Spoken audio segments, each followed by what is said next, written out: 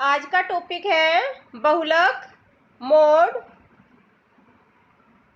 बहुलक केंद्रीय प्रवृत्ति का एक महत्वपूर्ण माप है जिसके बारे में आज हम पढ़ेंगे।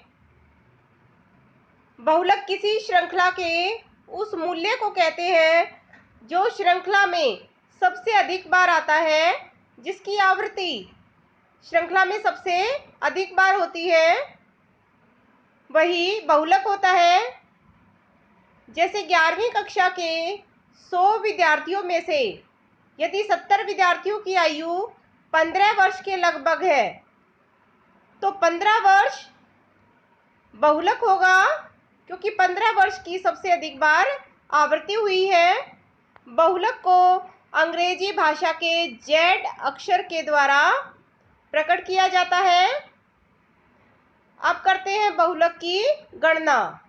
सबसे पहले व्यक्तिगत श्रृंखला में बहुलक की गणना।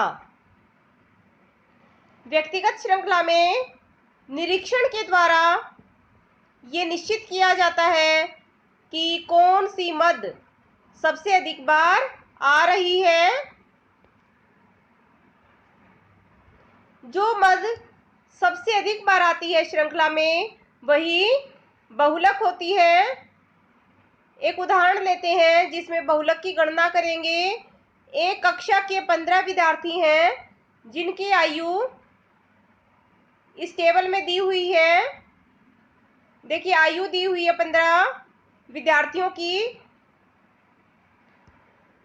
इस टेबल को हम एक क्रम में लिख लेते हैं। हमने यहाँ आरोही क्रम में लिख लिया है। देखिए, 17 से लेकर 24 वर्ष के बीच में आयु है, तो यहाँ सबसे अधिक आयु जिसकी आवृत्ति हुई है वो 22 वर्ष है। तो सारणी का निरीक्षण करने के बाद ये पता चलता है कि 22 वर्ष ऐसी आयु है जो सबसे अधिक विद्यार्थियों की है, जिसकी आवृत्ति सबसे अधिक बार हुई है। तो यहाँ बहुलक Z बराबर है 22 वर्ष।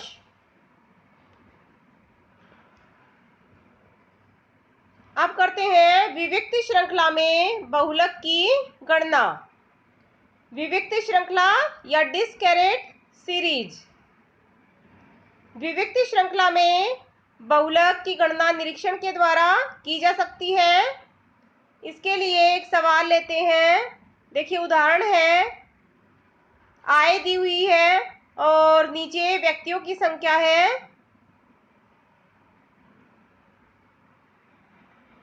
तो इस तालिका को देखकर देखिए निरीक्षण करते हैं इसमें, तो हमें ज्ञात होता है कि 140 की आवृत्ति, देखिए 140 की आवृत्ति सबसे अधिक है, 10 है जो,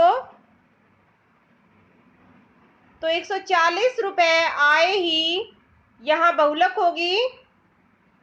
तो Z बराबर है 140 रुपए।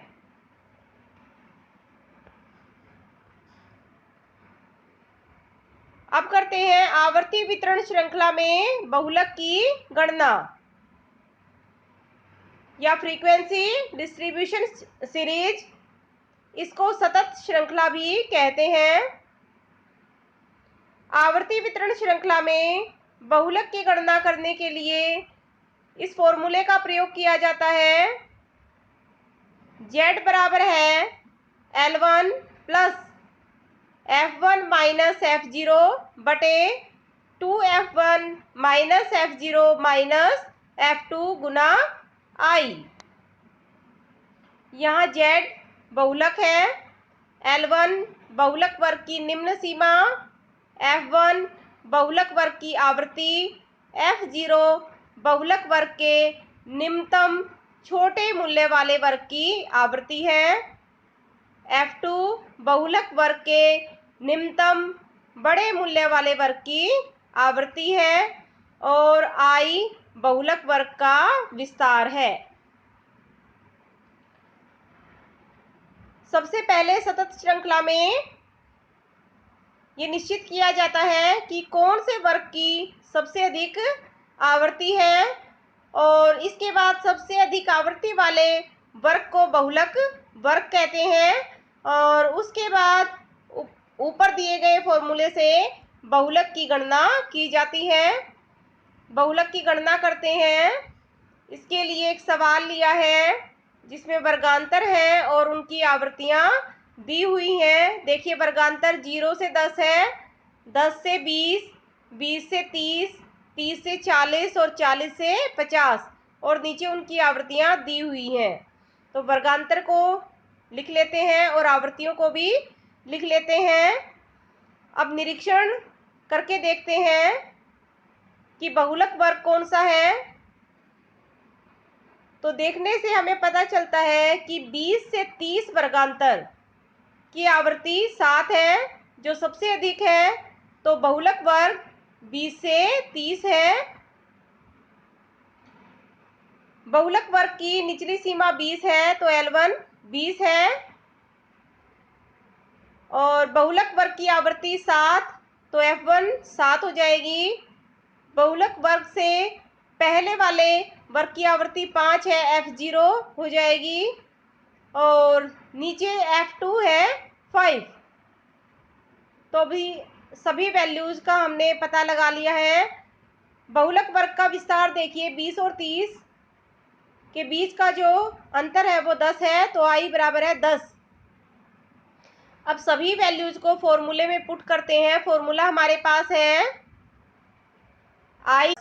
देखिए, अब वैल्यू पुट करने के बाद 20 जमा 7 माइनस 5 बटे 2 इंटू 7 माइनस 5 गुना 10। अब इसको सोल्व करते हैं। 20 जमा 2 बटे 4 गुना 10। इसको सोल्व करके आ जाता है 20 जमा 5 बराबर है 25। तो यहाँ बहुलक हो जाएगा 25। तो इस तरह से विभिन्न श्रृंखलाओं में बहुलक की गणना हम कर सकते हैं।